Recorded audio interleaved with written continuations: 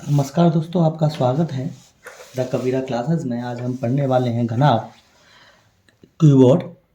तो इसके बारे में बताते हैं थोड़ा सा। ये कीबोर्ड होता क्या है कि कोई भी आकृति जो इस तरह से हो, जैसे माचिस है आपकी, या आप देखो ये डोम्स का ये है,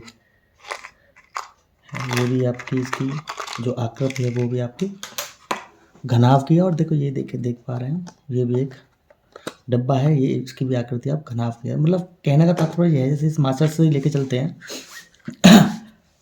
इसकी थोड़ी सी जानकारी, छोटी सी जानकारी लेते हैं कि इसमें है क्या। देखो बच्चों, ये होते हैं ना, ये इस तरह का, इसे हम सरफेस कहते हैं, फेसेस कहते हैं इसके। तो इस तरह के फेसेस इसमें कितने हैं, चलो जानते हैं, थोड़ी सी इसकी जानकारी ले लेते हैं। तो आप जानते हैं एक फेस ये है इसका, एक फेस ये है, दो, एक, तीन ये, और चौथा ये, 5 और 6। तो हम कह सकते हैं कि इसमें जो कितने फलक होंगे, फेसेस होंगे, तो आपने अभी गिने, ये है तो 6। दूसरा है कॉर। ये कॉर क्या होती है, अब ये देख पा रहे हो, इनको हम कॉरे कहते हैं। कोने समझते हो, एक तरह के कोने समझिए। तो कितने कोने हैं देखें, तो एक कोना, दो कोना, तीन कोना, चार कोना। चार कोने इसमें हैं तो चार कोने ही इसमें होंगे, तो 8 कोने। और ये देखेंगे 9, 10, 11 और 12। तो आपकी इसकी जो वर्टेक्स है, कोरे हैं, वो उनकी संख्या है इसमें 12। अगला है शीर्ष। अब शीर्ष क्या होते हैं, तो आप ये देख पा रहे हो, जैसे हम कौन जो लग रहे हैं यहाँ पे, ये इस तरह के जी। तो एक शीर्ष ये रहा, 2, 3, 4, 5, 6, 7 और 8। तो आपने देखा इसमें 8 शीर्ष है, इसे एजेस बोलते हैं। तो एक कीबोर्ड में 6 आपके फलक होते हैं, और कोरे आपकी 12 होती है, और शीर्ष आपके एजेस 8 होते हैं। अब ये बनता कैसे है, ये आप आकृति देख पा रहे हैं। इस आकृति को मैं इस तरह से मिलाऊं,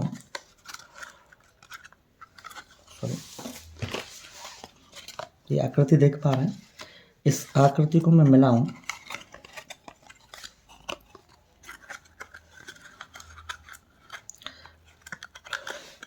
तो इसमें क्या हुआ, इस तरह से जो आकृति बनेगी वो हमारी कीबोर्ड कहलाएगी। अब इसमें मान लीजिए ये इसका नीचे का हिस्सा है, एक कमरा समझिए, ये इसका नीचे का हिस्सा है। तो इसमें ये लंबाई मान लूँ, और इसको मैं मान लूँ चौड़ाई। ये लंबाई और ये चौड़ाई, और ये इसकी ऊंचाई। जैसे मैं इस चित्र में देख रहा है, इसको इसने लेंथ कह दिया है, मैंने इसको ब्रेथ कह दिया, ये इसकी ऊंचाई।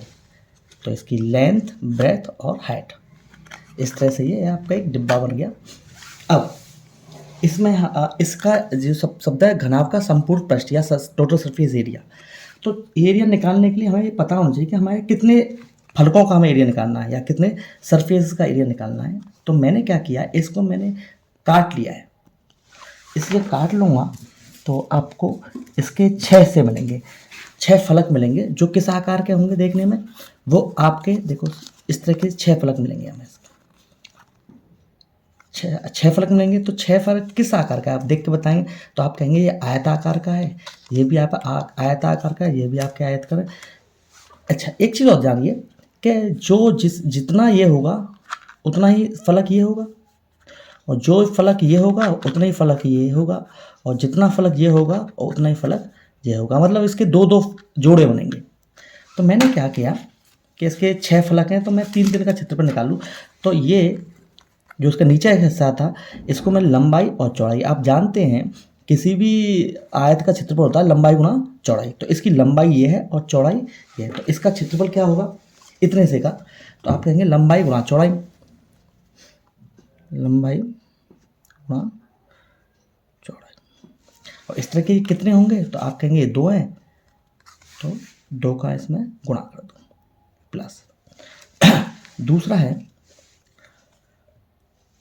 तो आप दूसरा देख पा रहे हैं, ए भी आपके दो होंगे, ये लंबाई और ये ऊंचाई है, लंबाई और ऊंचाई। तो ये आपके 2 हैं, तो 2 लंबाई गुणा ऊंचाई, प्लस ये भी आपके दो होंगे एक जैसे, तो इसमें लंबाई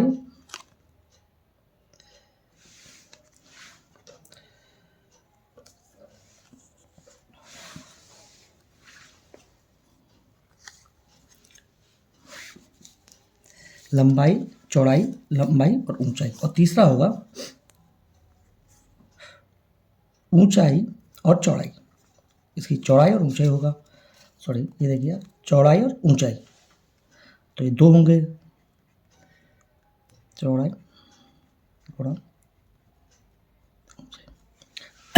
ये इसका संपूर्ण टेस्ट क्षेत्रफल निकल आया है। इसको हम अंग्रेजी में क्या कहते हैं, दो लंबाई को कहते हैं लेंथ और चौड़ाई को कहते हैं ब्रेथ। लंबाई को एल, चौड़ा ऊंचाई को एच कहते हैं। देखो आप, लेंथ ब्रेथ और ये हाइट, ये इसमें इसकी लेंथ, ये ब्रेथ और ये इसकी हाइट, प्लस दो चौड़ाई को ब्रेथ कह दिया और ऊंचाई को एच कह दिया। तो आप इसमें देख पा रहे हैं तीनों में क्या कॉमन आ रहा है, तो आप कहेंगे यहाँ पर भी दो आ रहा है, यहाँ पर भी दो आ रहा है, यहाँ पर भी दो कॉमन ले लूँ, तो एल बी बी जो एल और एच प्लस बी एच। इसे लिखने का एक तरीका होता है, ये आपको बिल्कुल सही है। इसे लिखेंगे दो L B plus B H, ये वाला प्लस एच और एल, ये है ही एक है। आप गुणात्मक प्रतिलोम में पढ़ा होगा आपने, जैसे दो का गुणा तीन में करें या तीन का गुणा दो में करें तो आता तो छह ही है, तो उसे इस तरह से लिखने का कोई खास अंतर नहीं पड़ेगा, तो आप इसे लिख सकते हैं। तो ये आपका है टोटल सरफेस एरिया इस पूरे घनाभ का। अच्छा, अगर मैं आपसे कहूँ कि इसकी चारों दीवारों का क्षेत्रफल निकालिए तो क्या होगा, तो चार दीवारें कौन कौन से आएंगी, तो आप कहेंगे ये नीचे का हिस्सा होता है, ये ऊपर, तो ये दीवार में नहीं आएगा। तो दीवारें कौन कौन सी होंगी, एक ये होगी, एक ये होगी, एक ये होगी, एक ये होगी। तो इसमें इसका मतलब जी आप देख पा रहे हैं, इसमें जो ऊपर नीचे का जो हिस्सा होगा वो इसमें इंक्लूड नहीं होगा, जो ये है जो लंबाई चौड़ाई वाला। तो चारों दीवारों में ये चीज़ आएंगी, चौड़ाई और ऊंचाई और लंबाई और ऊंचाई, ये दोनों चीज़ आएंगे और दो बनेंगी इधर। तो कैसे बनेगा आइए समझते हैं। तो चारों दीवारों का क्षेत्रफल कैसे निकलेगा आपका,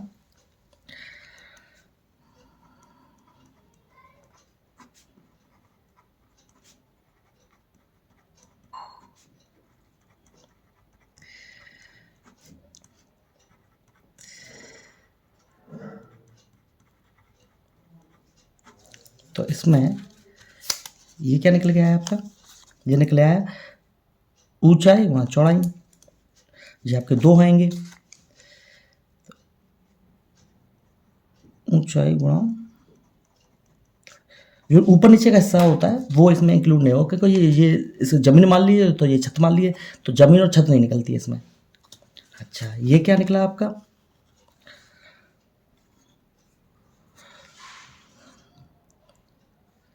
और ये आपका लंबाई और ऊंचाई, लंबाई और ऊंचाई। लेकिन ये हमने बताया था कि ये दो हिस्से होंगे, तो इसको दो का गुणा इसमें और दो का, तो आप दोनों में देख पा रहे हैं इस दोनों में से क्या कॉमन आ रहा है, तो आप कहेंगे इसमें दो कॉमन आ रहा है, और आपकी ऊंचाई इसमें भी है, ऊंचाई, तो ऊंचाई दो गुणा, तो इसमें क्या बचा है चौड़ाई प्लस यहाँ पे लंबाई बच रही है।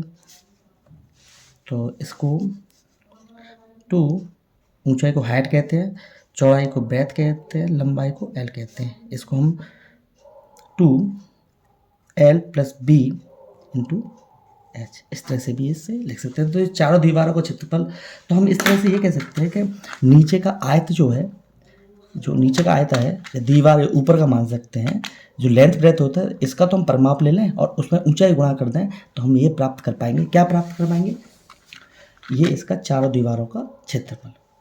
उम्मीद करते हैं ये आपको समझ में आया होगा। Thank you.